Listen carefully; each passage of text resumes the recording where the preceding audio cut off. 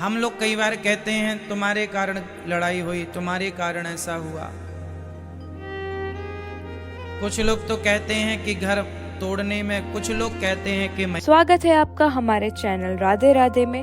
पूज्य गुरुजी अनिरुद्ध आचार्य जी द्वारा बताए गए भगवत पुराण एवं भगवत गीता का बहुत ही अनमोल पाठ हम आज इस वीडियो में सुनने वाले हैं।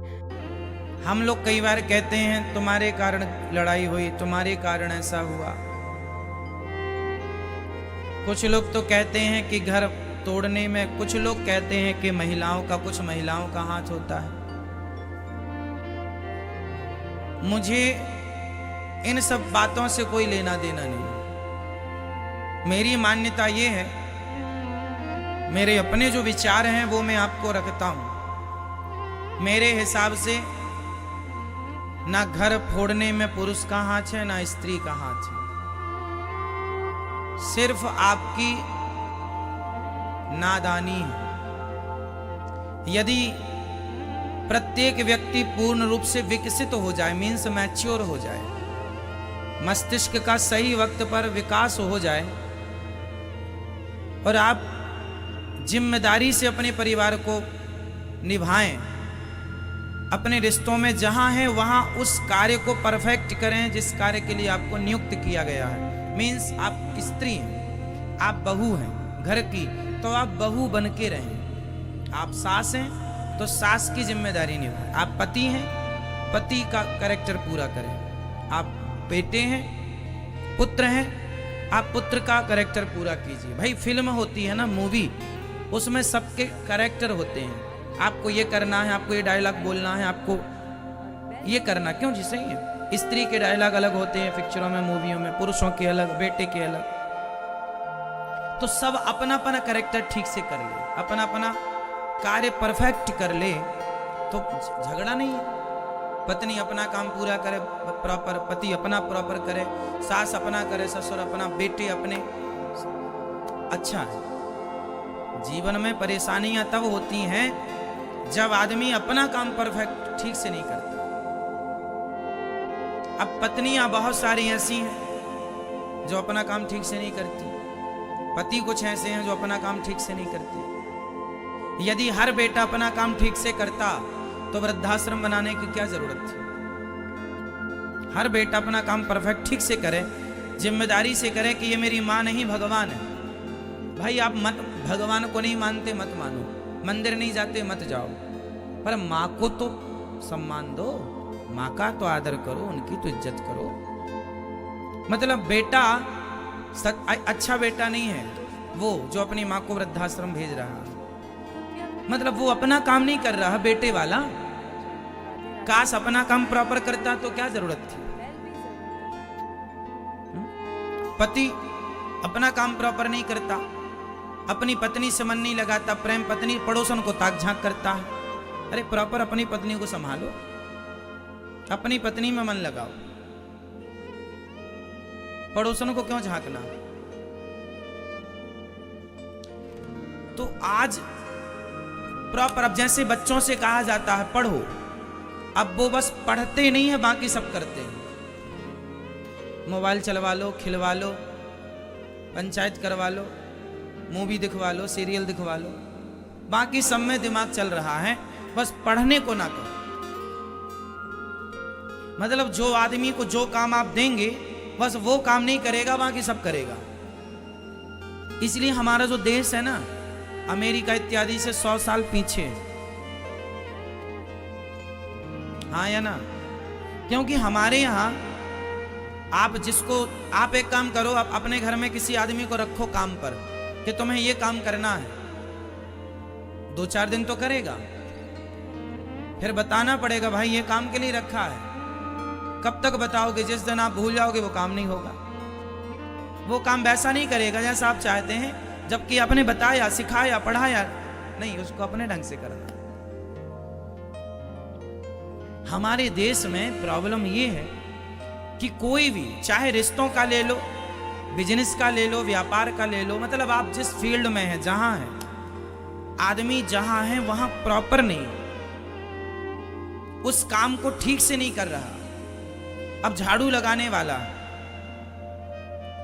जब झाड़ू तुमने लगाई, तुम्हारा ही काम है झाड़ू लगाना, तो फिर कचरा क्यों फैला है? फिर ये कचरा फैला है, ये जिम्मेदारी किसकी है? नगर पालिका है। जब नगर पालिका है, तुम कम पैसे लेते हो, टैक्स लेते हो, तो फिर कचरा क्यों है? कचरा क्यों है? व्यवस्थाएं बिगड़ी क्यों है? मतलब ना नगर पालिका प्रॉपर अपना काम कर रही है, ना गवर्नमेंट अपना काम प्रॉपर कर रही है, ना आम व्यक्ति अपना काम प्रॉपर कर रहा है। मतलब जो जहां है, बस जिस काम के लिए आपको नियुक्त किया है, बस आप वो नहीं करेंगे, बाकी सब करेंगे। यही हमारे देश का माइनस पॉइंट है। ये हमारे लोग यदि सुधार लें कि आप जिस काम के लिए हैं, आप बस वो काम कीजिए, यहां वहां से मन हटाओ। यदि आप एक काम के स्पेशलिस्ट हैं, जैसे आप एडवोकेट हैं, तो भाई आप अपना कानून पे ध्यान दो, अपने काम पे ध्यान दो, सुई लगाने ना जाओ किसी को। कल भी हमने बताया था, ये काम डॉक्टर का है, डॉक्टर अपना काम करेगा, एडवोकेट तो सुई नहीं लगाएगा ना। आप बीमार पड़ते हैं तो एडवोकेट के पास जाते हैं, डॉक्टर के पास। तो जिसका जो काम है, सब डिपार्टमेंट बटा हुआ, ये इसका, ये इसका, इसका। पर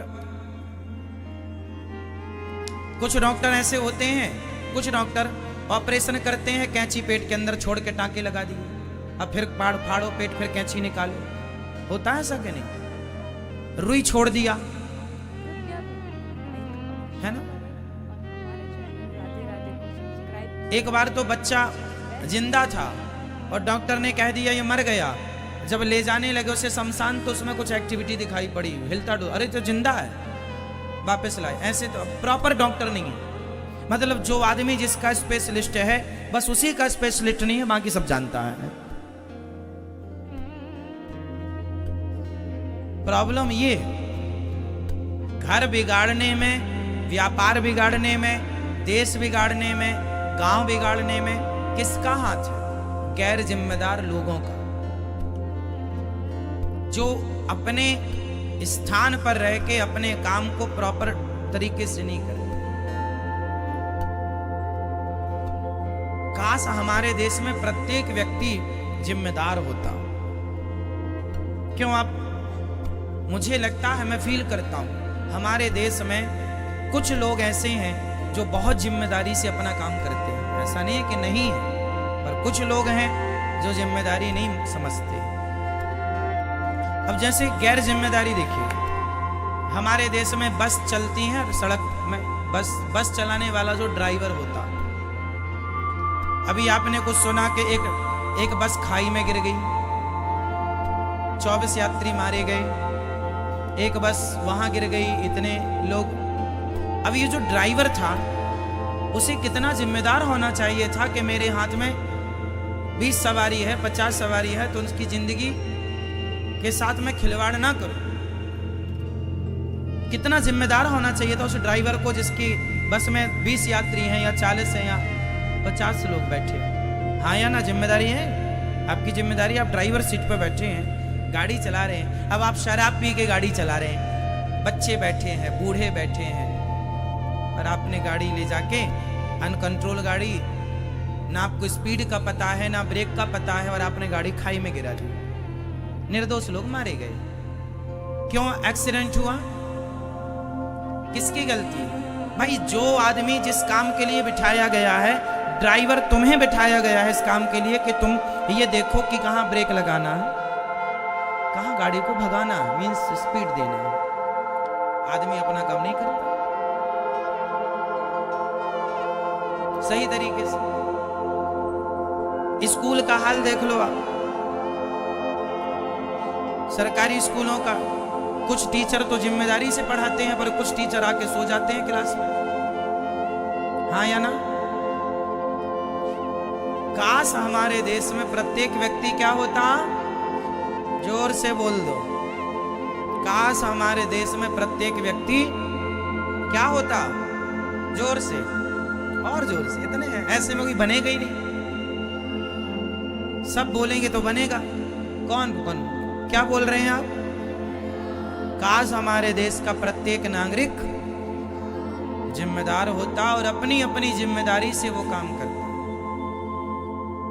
जिस काम के लिए आप हैं वो काम कीजिए बस। आप पत्नी हैं, पत्नी का फर्ज पूरा कीजिए। माँ है, माँ का फर्ज क्या है? आजकल की कुछ स्त्रियां अपनी माँ का फर्ज पूरा नहीं करती। बेटे बिगड़ रहे हैं, ये बेटे बिगड़ रहे हैं, इसमें बेटों की कोई गलती नहीं है, गैर जिम्मेदार माँ की गलती। तुम सही माँ का धर्म निभा नहीं रही हो। माँ का धर्म क्या है?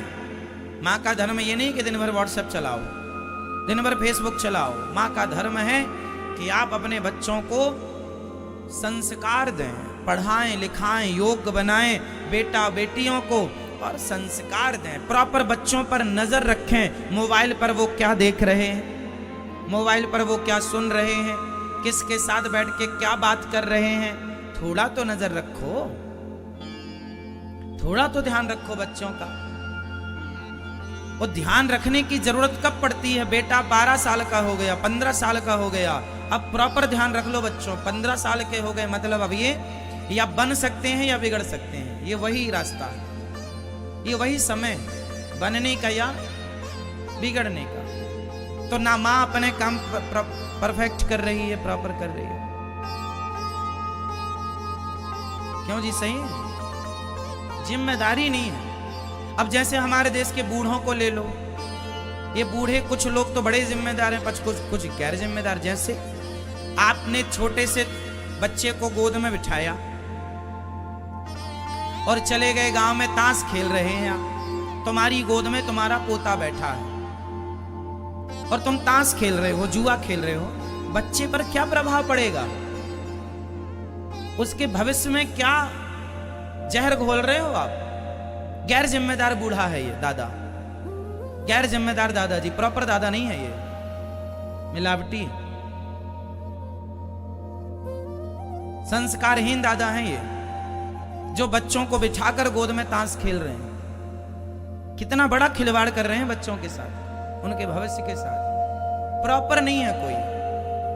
काश होते तुम प्रॉपर दादाजी, जो बच्चों की उंगली पकड़ के मंदिर ले जाते, उन्हें अच्छी अच्छी कहानियां सुनाते। अरे दादा और दादी से ही बच्चों में संस्कार बनते हैं। हमें अपने दादा के साथ बिताया हर पल याद आज भी है। हमने जो दादाजी के साथ अपने पल बिताए हैं, अब तो दादाजी नहीं है, बट उनके साथ जो समय हमने व्यतीत किया है, गुजारा है, वो पूरा क्या क्या उन्होंने बताया, वो क्या करते थे, वो हमसे क्या कराते थे, पूरा याद है। वो संस्कार था। अब पता चल रहा है कि वो हमारा एक लड़कपन, जब हमें कुछ ज्ञान नहीं था, तब उन्होंने उंगली पकड़ के कहां पहुंचाया। तो ये जिम्मेदारी है सबकी, गैर जिम्मेदार। एक दादी, एक माँ अपने बेटे से कहती है, एक पोता अपनी दादी के पास गया और दादी से बोला, दादी तुम टै बोल सकती हो? टै? दादी बोली, हाँ बोल सकती हूँ। टै बोल सकती हूँ, क्यों नहीं बोल सकती मैं? पर तुझे किसने कहा? तो बच्चे ने कहा, मां कह रही थी तेरी दादी टै बोल जाएगी तब बहुत सारा पैसा मिलेगा।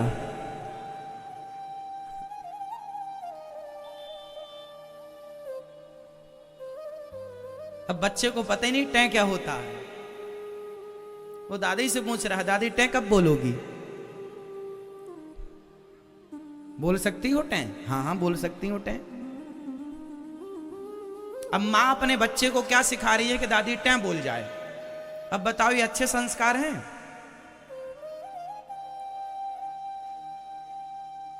आज समाज में इतना गलत काम हो रहा है। जैसे आपके बच्चे हैं, यदि वह आपके बच्चे पड़ोसियों को मिल जाएं, तो कुछ पड़ोसी जानते हैं क्या करते हैं? आपके बच्चों को गाली देना सिखा देते हैं। मम्मी को गाली दे, ऐसे देते हैं, गाली दे, ऐसे बोल, ऐसे बोल। जबकि वो प्रॉपर अच्छा बच्चा है, लेकिन उसको पड़ोसी क्या सिखा रहे हैं? गालियां देना। क्यों? वो चाहते हैं कि ये बच्चा बिगड़ जाए। मेरा बच्चा ना बिगड़े, पर तुम्हारा बिगड़ जाए। मतलब पड़ोसी भी गैर जिम्मेदार है, प्रॉपर पड़ोसी नहीं है, जिम्मेदारी नहीं। अरे बच्चा तेरा हो या मेरा, बच्चा तो बच्चा है, भगवान के तुल्य है। उसे ऐसे संस्कार दो कि वो देश का नाम रोशन करे। उस देश में तुम भी रहते हो, हम भी रहते हैं। और जिम्मेदारी केवल माँ बाप की नहीं है, मुझे तो लगता है कि पड़ोसियों की भी जिम्मेदारी है। मेरा बेटा आपके पास बैठा है तो आप उससे अच्छी बातें बताओ, और आपका बेटा मेरे पास बैठा है तो मैं उससे अच्छी बातें बताऊं, क्योंकि बच्चे किसी ना किसी के पास तो जाके बैठेंगे। और आज दुनिया में ये है कि यदि पड़ोसियों के घर में चला गया तो पड़ोसी इतने दुष्ट लोग होते हैं कुछ लोग। मैं छोटा था ना, बच्चा था जब, तो मैं एक सज्जन के पास जाकर बैठा तो उन्होंने मुझे गांजा की चिलम पकड़ा दी। मेरे साथ जो घटनाएं घटी हैं, मैं आपको ये किताबी ज्ञान नहीं बता रहा हूं, प्रैक्टिकली बोल रहा हूं समाज में क्या हो रहा है, मानसिकता क्या है, मेंटलिटी क्या है दुनिया की, शायद आप समझ जाएं और संभल जाएं। मैं छोटा था, शाम के समय था, बैठा था, गांव के एक बूढ़े आदमी आए। उनका धंधा था कि गांव के बच्चों को बिगाड़ना, सिर्फ बिगाड़। उन्होंने मुझे चिलम पकड़ाई और एक बिस्किट का पैकेट, पार्ले जी, ये बिस्किट खाओ और ये गांजा पियो। मैंने कहा ये क्या है? बोले पियो, मजा आएगा, फिर बिस्किट देंगे तुम्हें। देखिए हम इतने छोटे थे कि बिस्किट देकर वो हमसे गांजा पिलाने का कार्य करा रहे थे, क्योंकि यदि हमें गांजा पीने की लत लग जाती तो फिर हम घर में चोरी करते, पापा पिताजी के माँ के पैसे निकाल के उसे देते, फिर वो गांजा लाता, फिर वो हमें पिलाता, तो उसका भी काम चलता, हमारा उसको इससे फर्क नहीं पड़ता कि आपके भविष्य के साथ क्या होगा। ये दुनिया ऐसी है साहब, गैर जिम्मेदार। काश हर बच्चे को व्यक्ति अपना बच्चा माने, काश देश की हर गली को आदमी अपनी गली माने और हर घर को अपना घर मान के व्यवहार करे, हर स्त्री को अपनी माँ मान के व्यवहार करे, हर बेटी को अपनी बेटी मानकर व्यवहार करे। तब सोचो हमारे देश की तस्वीर क्या होगी। देश बड़ा कब होता है? विचारों से। आप बड़े कब होते हैं? विचारों से। जिसके अंदर जितने अच्छे थॉट हैं उतना अच्छा आदमी है वो, जितने गंदे थॉट हैं, जितने गंदे विचार हैं उतना गंदा है वो। लोग कहते हैं आदमी गंदा है। गंदा क्यों है? शरीर से गंदा नहीं है, शरीर तो उसका उतना ही है जितना आपका। 2 किडनी उसकी हैं, 2 तुम्हारी हैं, खून उसका लाल है, हमारा भी लाल है, उसके भी 2 आंखें हैं, 2 कान हैं। आदमी गंदा क्यों गंदा है? क्योंकि विचार गंदे हैं। ये आदमी अच्छा है, क्यों अच्छा है? भाई उसके भी वही है हाथ पांव, उसका वजन भी लगभग उतना ही है, विचार अच्छे हैं। इसलिए आप जिस पद पर हैं, आप प्रेजेंट में कितने लोग ऐसे हैं जो किसी ना किसी पद पर स्थापित हैं? बताओ, जो किसी ना किसी पद पर है वो हाथ उठाए। आप किसी पद पर हो मैया? बोलो हाँ या ना। आप किसी पद पर हो? आप किसी पद पर हैं? सिर्फ ये उत्तर देना है, फटाफट सोच लो। आप किसी पद पर हैं प्रेजेंट में? आप किसी पद पर हैं? आप पद पर हैं? आप बताइए, आप पद पर हैं? बताइए किस पद पर हैं? हाँ, आप किस पद पर हैं? आप लोगों को लगता है कि सरकारी पद ही पद है, नेता का पद ही पद है ना। आप यदि दादा हैं तो आप दादाजी के पद पर बैठे हैं, आप पति हैं तो आप पति के पद पर हैं, आप पत्नी हैं तो आप पत्नी के पद पर हैं, आप माँ हैं तो माँ के पद पर हैं। मतलब हर व्यक्ति किसी ना किसी पद पर, और यहां तक कि आपके पास 4-4 पद हैं। हाँ, आप पत्नी भी हो, माँ भी हो, है ना, बहन भी हो, बेटी भी हो, तो 4 पद हो गए, 4 जिम्मेदारी, प्लस एक अच्छी गृहिणी, एक अच्छी बहू, एक अच्छी देवरानी, एक अच्छी जेठानी, एक अच्छी ननंद, एक अच्छी भौजाई, एक अच्छी भाभी, एक अच्छी बुआ, एक अच्छी नानी, एक अच्छी दादी, एक अच्छा बहुत कुछ हो सकता है। तो ये आपके पास इतने पद हैं, लेकिन आप उन पदों का क्या कर रहे हैं? सदुपयोग करें तो अच्छा है, दुरुपयोग ना कीजिएगा। क्यों मेरी माँ? हम बचपन में जब छोटे से थे तो हमारे यहाँ मौसी जी जब आया करती थी तो हम मौसी जी के पास जाकर लेट जाया करते थे, मौसी जी के पेट में। मौसी जी के पेट में लेट जाया करते थे और मौसी जी से कहा करते थे, मौसी कहानियाँ सुनाओ। मौसी जब जब आती थी तो अच्छी अच्छी कहानियाँ सुनाती थी। तो वो कहानियाँ जो सुनाती थी ना, बहुत अच्छी कहानियाँ सुनाती थी, जिनसे हमें कुछ ना कुछ, तब तो समझ में नहीं आता था, तब तो कहानी सुन के हंसते थे, लेकिन आज उन कहानियों का अर्थ अब समझ में आ रहा है। ये कहानी ये कहना चाहती थी। देखो संस्कार, आप कितने लोग ऐसे हैं जिनको बचपन की बातें याद हैं? कितने लोग ऐसे हैं जिनको, हाथ उठाओ यदि आपको याद है, कोई एक बात भी याद है अपनी मौसी की, बुआ की, माँ की, बाप की, बचपन की, अच्छी या बुरी, तो बताओ। याद है ना? समय कितना भी दूर निकल जाए साहब, हम कभी ना कभी अपने बचपन में घुस जाते हैं, है ना? तो बचपन में जो हमारा समय गुजरता है, वह समय हमारे भविष्य को रचता है, हमारे भविष्य का निर्माण करता है। आप ये ना सोचो कि अभी बच्चे हैं ना, इनका आज, इनका प्रेजेंट, इनका वर्तमान, आज का वर्तमान ही इनका कल भविष्य बनेगा।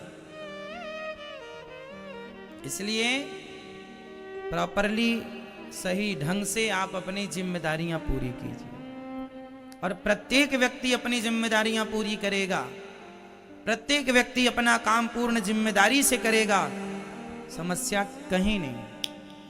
हाँ या ना? तो दोस्तों, ऐसे ही अद्भुत कथा का सार और भव्य भक्ति में भगवत पुराण की बातें स्वयं श्री अनिरुद्ध आचार्य जी से सुनने के लिए हमें सब्सक्राइब जरूर करें।